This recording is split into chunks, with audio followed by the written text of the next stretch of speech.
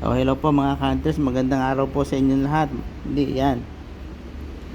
Talaga napakahirap po maghanap ng mga coins, kaya ito, bihira po ako makapag-post. Yan, may nakita po tayo, ito lang po. Itong coins po na to, itong 10 piso po na ito po ay wala na po. Hindi na po gumagawa ang BSP nito. Ang pinakamababang ginagawa na po nila ay yung 25 centimo. Yan. Okay. Hindi na po sila. Kaya kung kayo po ay makakita nito, makakapaghalongkat kayo, basta kunya ganitong condition po, maayos na po ito. Wag lamang po yung may mga parang kalakalawang. Hindi po natin alam kung ano yung magandang panlinis diyan, kasi pag may kalakalawang na po, pag nilinis niyo at kinuskos, nasisira na po yung coins. Yung pagiging originality po ng coins ay nawawala na po.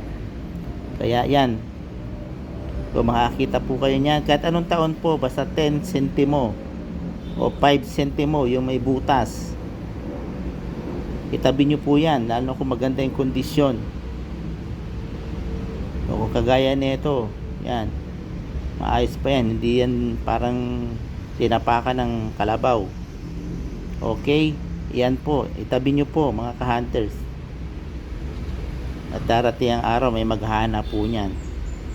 Hindi ko na tuloy na mabuksan yung aking yung sarili kong account sa Facebook page, yung chatting room, yung coin traders for buyer and seller.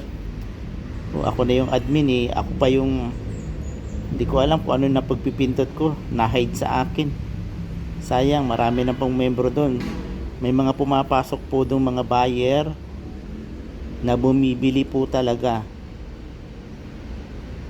Basta kursonada po yung mga coins nyo, binibili po talaga nila. Okay, yan, 10 centimo. At saka ito po, ayan, talakayin natin itong 10 piso po.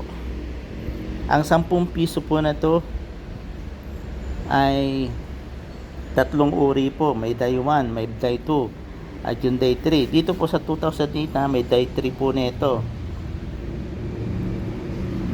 Ayan, maganda rin po ang kondisyon yan, maayos-ayos, good pa rin. Ano po ba yan, sharp. Tingnan nyo po yung reverse.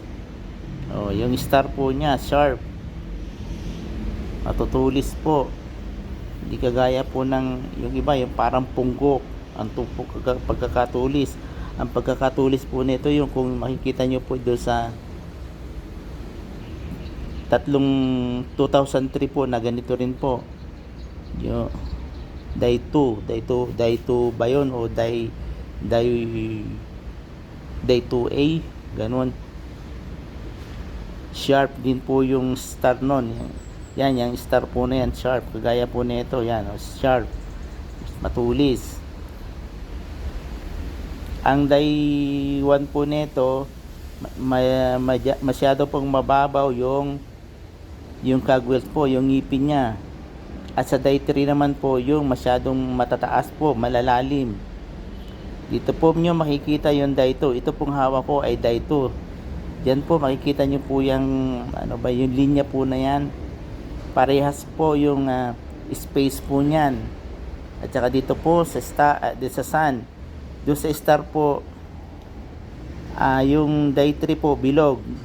Ang kaparehas po nito die 1. Yan. Dito sila hindi magkaparehas.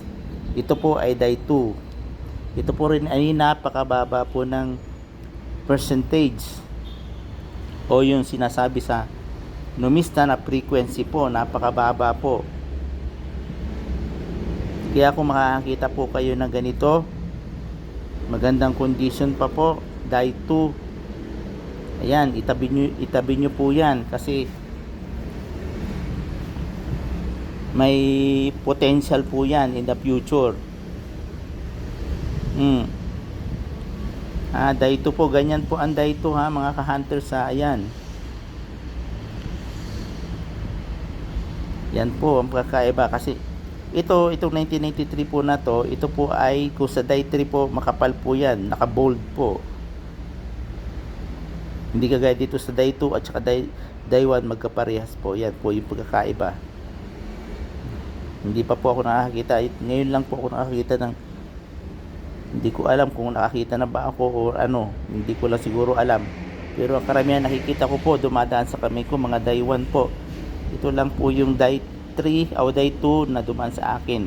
May die 3 din po ako, bihirang-bihira, nandun sa album. Ayan, tinatabi ko na po kaagad yan para sa ganun, hindi ko na maibili. Kaya kung magkakaroon po kayo at makakahanap, ayan, itabi nyo po kaagad. Basta maganda ang condition. Pero kung sira-sira naman po, yaan nyo na po. Balik nyo na lang po ulit sa sirkulasyon. Sa ganun, mapakinabangan pa rin po.